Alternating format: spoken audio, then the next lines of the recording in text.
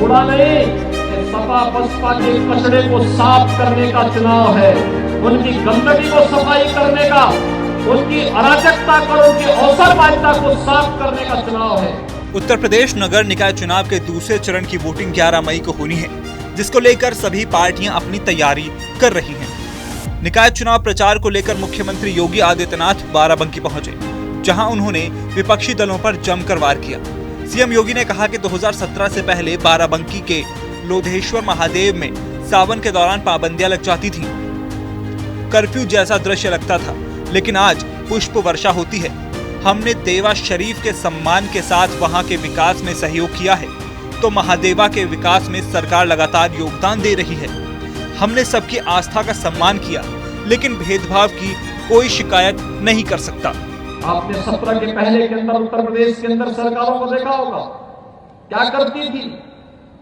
पर्व और त्योहार आते थे, भय और दहशत का माहौल बन जाता था। यहां पर जब भी सावन का महीना आता था, लोधेश्वर नाथ मंदिर में जब लोग दर्शन करने के लिए आते थे, व्यापक पाबंदियां लग जाती थी, कर्फ्यू जैसा दृश्य दिखाई देता था। आज कर्फ्यू नहीं लगता है, आज तो कांवड़ यात्रा को पूरी तरह सुरक्षा प्रदान की जाती है, उस पर पुष्प वर्षा होती है, उन्हें हर प्रकार का प्रोत्साहन दिया जाता है।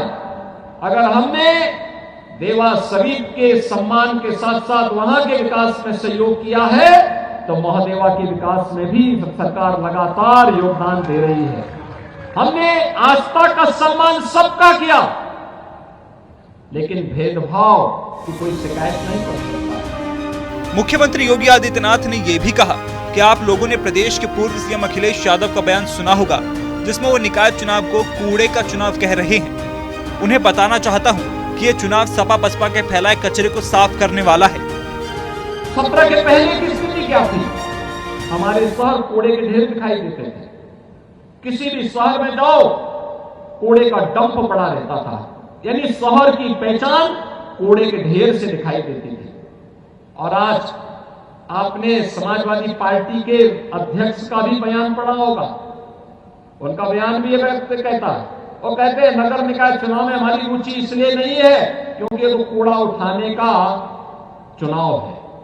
यानी कूड़ा उठाना उनको ये लगता है जैसे उनकी प्रतिष्ठा की विपरीत है। एक व्यक्ति जो उत्तर प्रदेश जैसे राज्य का मुख्यमंत्री रहा हो, उनके द्वारा इस प्रकार के हल्के शब्दों का इस्तेमाल करना, और भाइयों बहनों वह तब जब उत्तर प्रदेश के अंदर 6 करोड़ लोग नगरीय जीवन में निवास करते हैं, नगरीय क्षेत्रों में निवास करते हैं। ये इन 6 करोड़ लोगों का अपमान है, इन मतदाताओं का अपमान करने का प्रयास हो रहा है। ये कूड़ा नहीं, ये सपा बसपा के कचड़े को साफ करने का चुनाव है, उनकी गंदगी को सफाई करने का, उनकी अराजकता और उनकी अवसरवादिता को साफ करने का चुनाव है। इसके बाद सीएम ने प्रधानमंत्री नरेंद्र मोदी को विकासवादी बताते हुए केंद्र की योजनाओं को गिनाया और कहा कि पिछले 9 सालों में भारत की तस्वीर बदल गई है। पूरी दुनिया को भारत से बड़ी उम्मीदें हैं। भारत की अर्थव्यवस्था तेजी से बढ़ रही है। आपने पिछले 9 वर्ष के अंदर प्रधानमंत्री मोदी जी के नेतृत्व में वैश्विक मंच पर बढ़ती हुई भारत की प्रतिष्ठा को देखा है।